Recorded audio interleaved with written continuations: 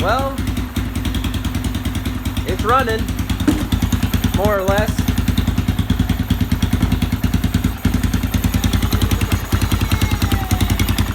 And the boy's crying. So, anyway, it's not running perfect yet, but it's getting there.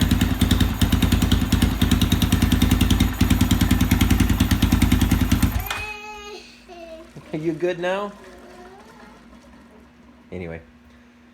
Yep, there she is. It lives.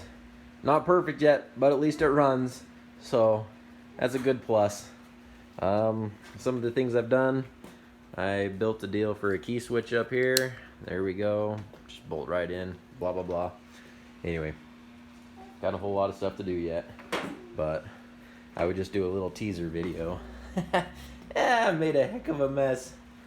Yeah, note to self, don't open that up while it's running. Note to self, don't open up that side while it's running. Bad idea. Oil comes out.